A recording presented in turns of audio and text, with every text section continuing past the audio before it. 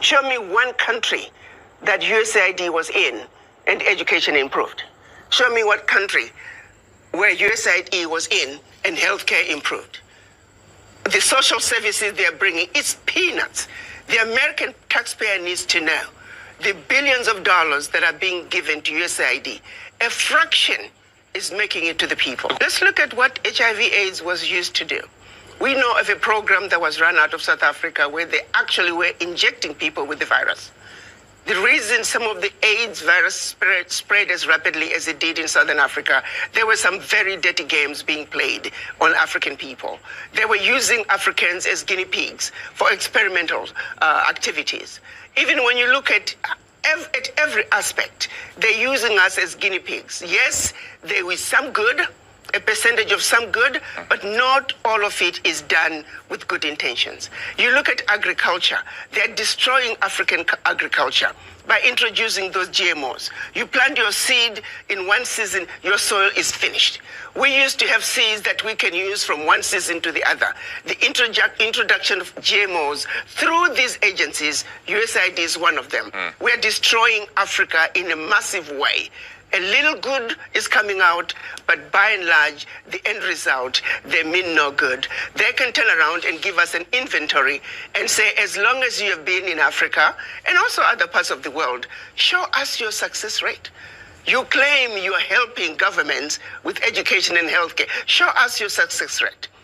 But I also turn around and say, African governments, why do you need this little aid to assist you in providing proper health care, proper education? The average African government can afford to provide those services for their people. Why does such a continent that did so much to help Europe recover continue to be so poor?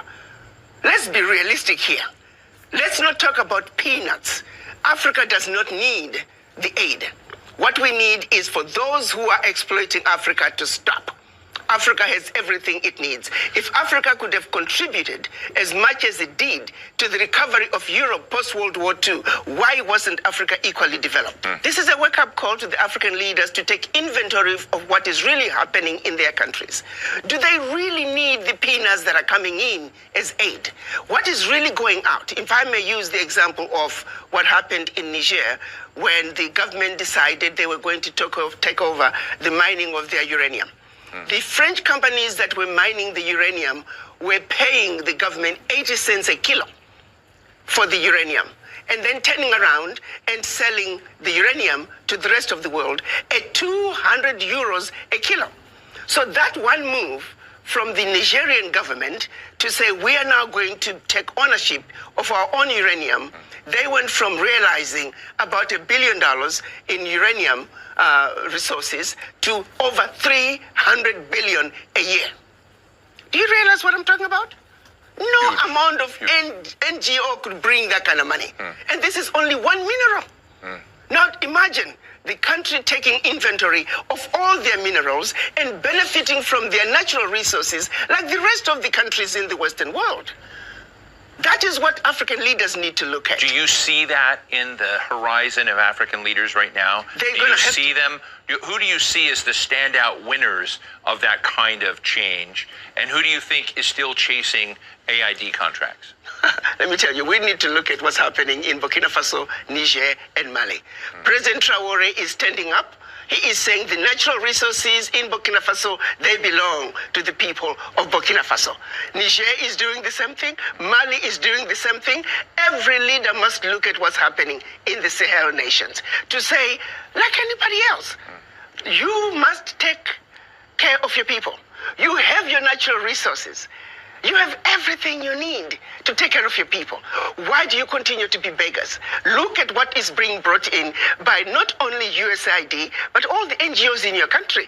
It's peanuts. It's a joke that the African leaders should continue to be beggars of peanuts when you are looking and allowing billions to get out of your country year in and year out, if not trillions, in natural resources that your people should be benefiting from.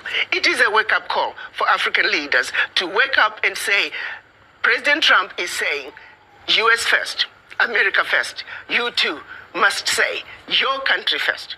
because you have everything it takes. It is a joke. It is embarrassing to see I have not seen any African leader cry over USAID living.